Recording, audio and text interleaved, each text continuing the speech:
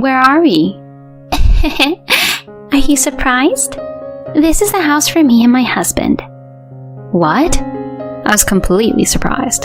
To be honest, the house was too luxurious that it didn't suit my in-laws. Well, my in-laws are free to define their own happiness however they want, so I can't really say anything about it. I'm happy for you. I'm glad you two get to enjoy life like this.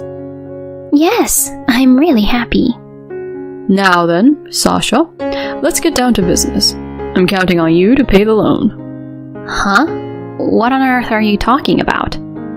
Because you're paid well, right? Then you can at least pay the loan, right? There's no way I'm going to pay that. Why not? If you thought of us, you would pay it, wouldn't you? No, I'm sorry, but this doesn't make any sense at all.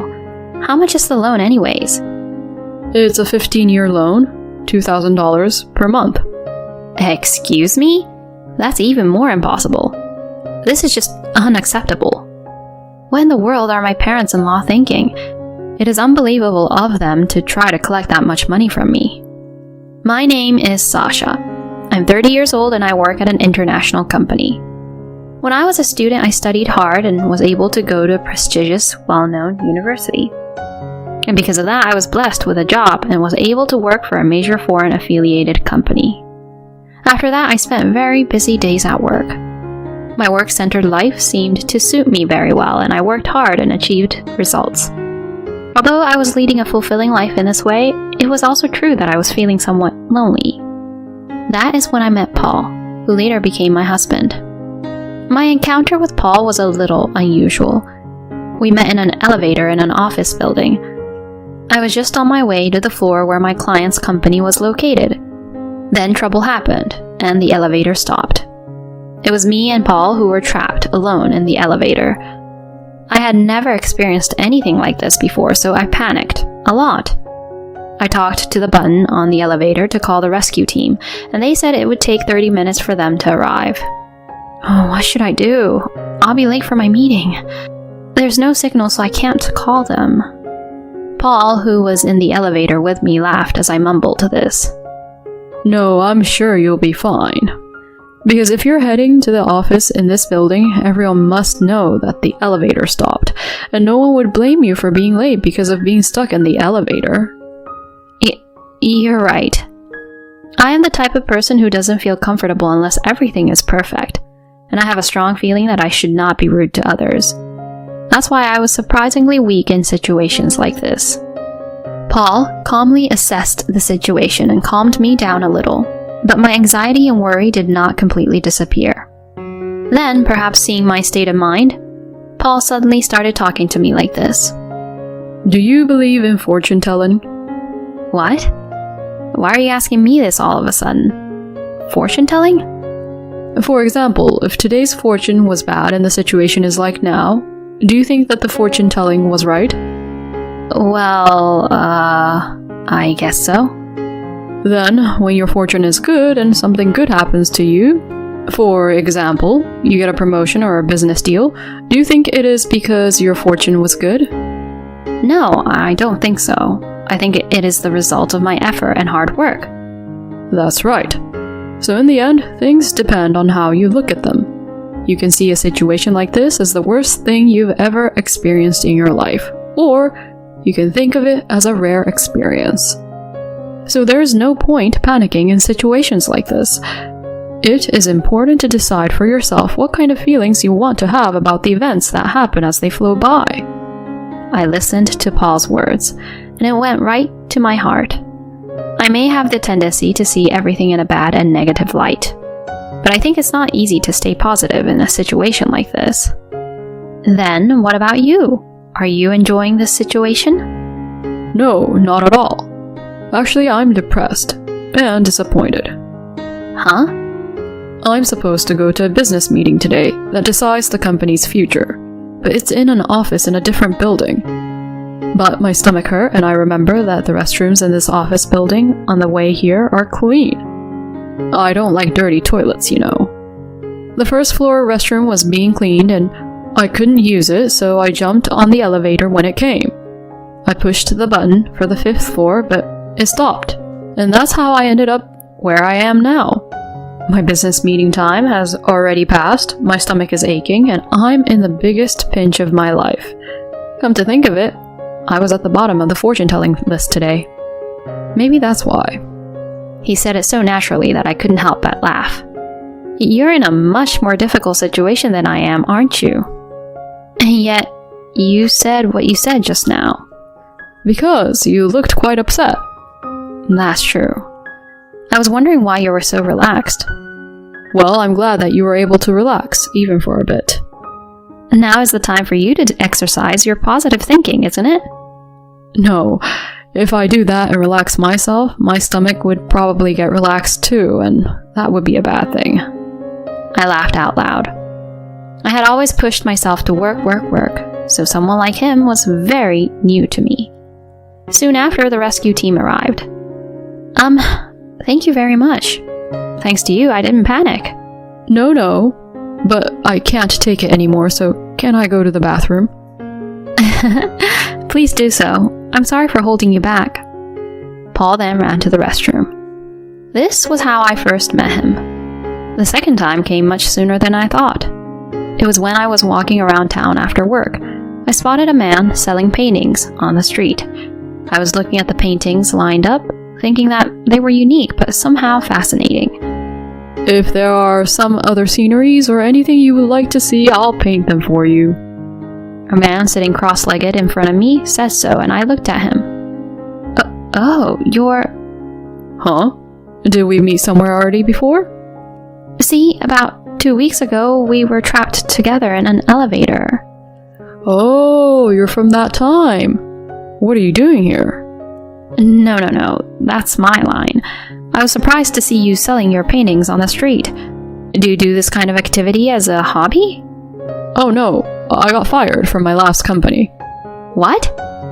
In my case, I went into a building that I shouldn't have gone to use the restroom, so there was no excuse for what I did. So now you sell paintings? Yes, I do. I thought it's best to do what I've always wanted to do. I thought it was a good opportunity to do that. And are you making any money? Not at all. But that's how it is at first. But I don't want to be recognized as an artist after I die, though. I was once again attracted by his unconcerned attitude. At the time, I had just made a mistake at work and was feeling down. Then, please give me this $30 painting. What? Really? Thank you very much. It was so cute to see Paul so happy like that. After that, I started seeing him and asked him out to dinner. Then I confessed my feelings for him and we started to go out. He had already canceled his lease and was moving from one friend's house to another, so I invited him to my house to live with me. He was a very good cook and did perfect housework, allowing me to concentrate on my work to the best of my ability.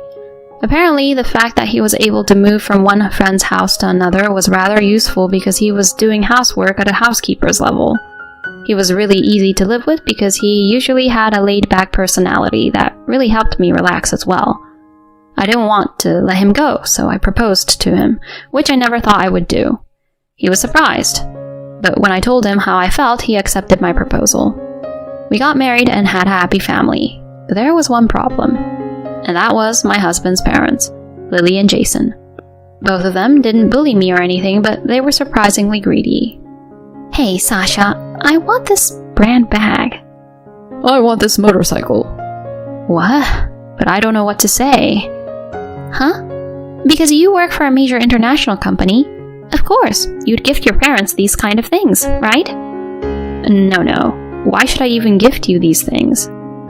We're the parents. It's a child's duty to gift these things to the parents to show how grateful you are to us. No, I'm just your son's wife. You also become our child when you get married to our son. Don't be stingy, just buy them. But we gave you gifts for Mother's Day and Father's Day last time, didn't we? I don't care when or how many gifts you give. You can give gifts anytime you want, right? No, my savings are decreasing too, so... It will be fine. Sasha, you earn enough money anyway. There were many times when Lily and Jason persistently made requests like this, and I ended up buying them their gifts. I was indeed troubled, but I also wanted to get along with them because they were my husband's parents. so I couldn't really talk to my husband about it. Then one day my parents-in-law did something outrageous. Sasha, I want to show you something today. Huh? What is it? That's something you'll have to wait and see. With that, my in-laws took me somewhere in their car.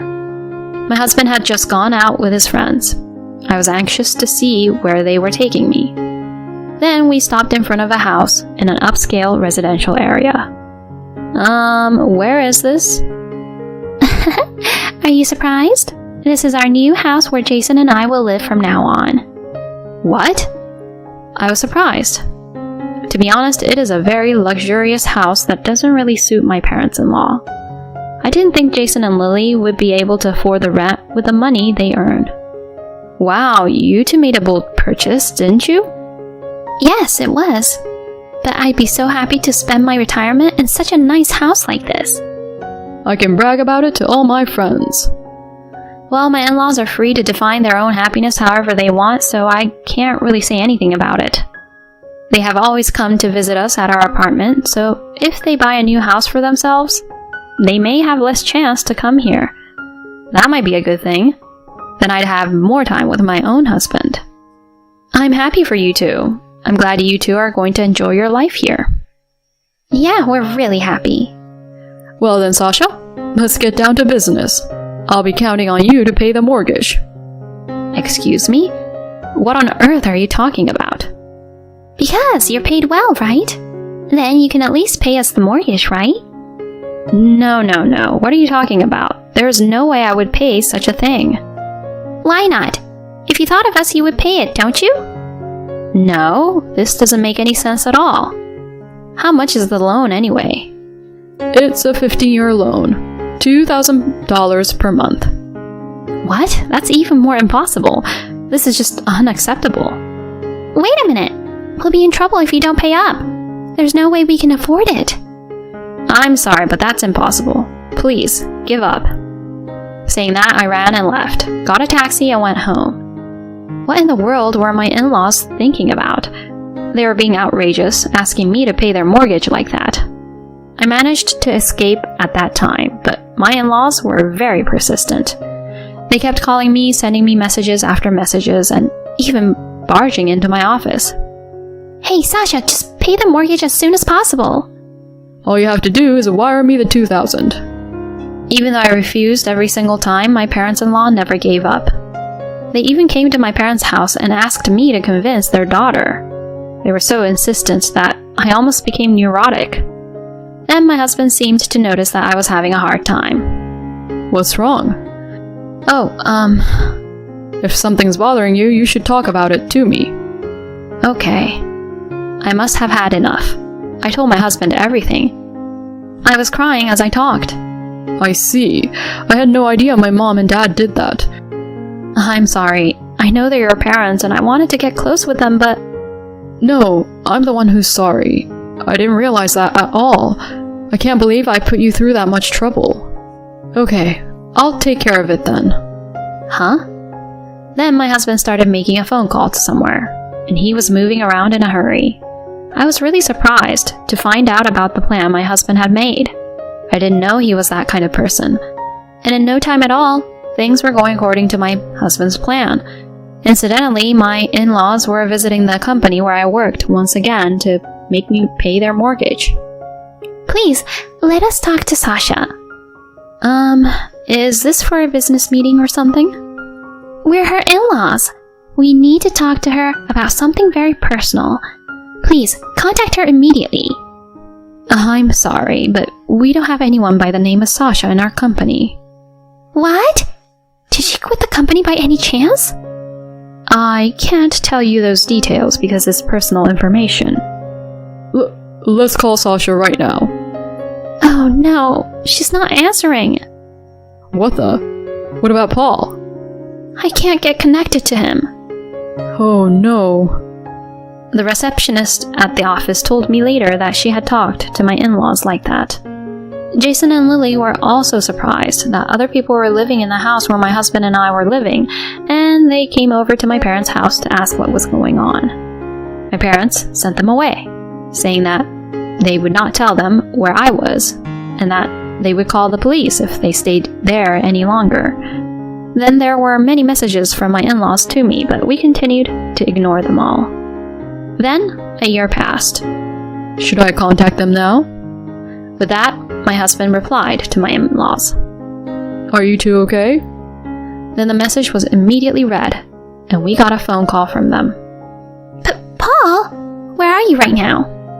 We're in a serious situation here.